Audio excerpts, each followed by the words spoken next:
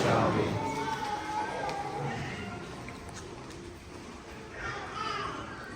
Full house.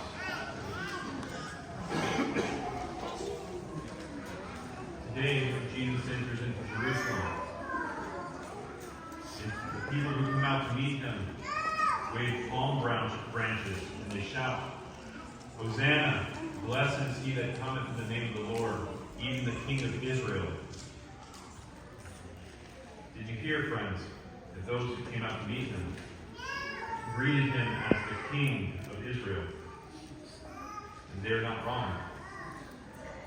St. John tells us that Jesus rides into Jerusalem sitting on a young donkey. And this is the fulfillment of what had been written by Zechariah when he says, Rejoice greatly, O daughter of Zion, shout aloud, O daughter of Jerusalem, behold, your king is coming to you. Righteous and having salvation is he, humble and mounted on a donkey, on a colt, on the foal of a donkey. At this moment, as the people cheer for Christ, praising him as the king that brings salvation to Israel, his enemies, the Jews, are full of dread. They are full of dread because on account of Jesus and on account of the miracle of raising Lazarus from the dead, many are going away and believing in Jesus. Of course, according to the Gospels, their concerns aren't only their own concerns. They are doing the work of their father, who is Satan. Their work is his work. Their concerns are his concerns. And you also know that Satan is concerned.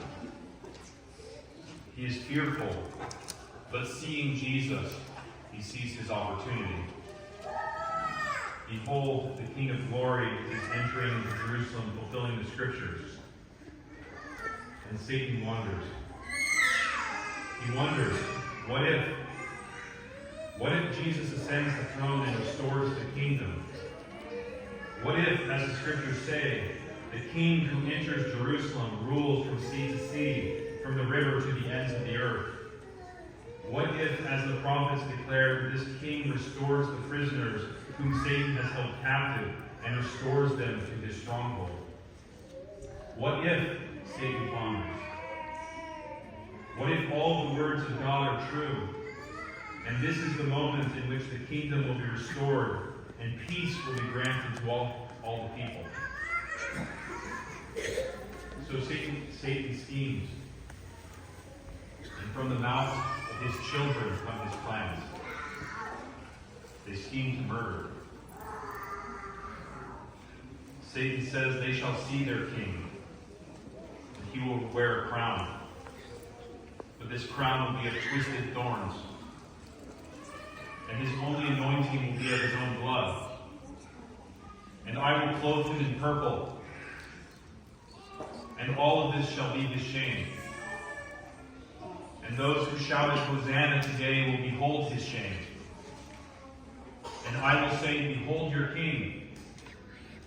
And Hosanna shall no longer pass their lips. Instead they shall scream, He is not our king. Crucify him. Crucify him. And it will be done. The king will be shown to be dust, and the Lord will be defeated. And so is Satan's plan. But Satan was deceived, dear friends.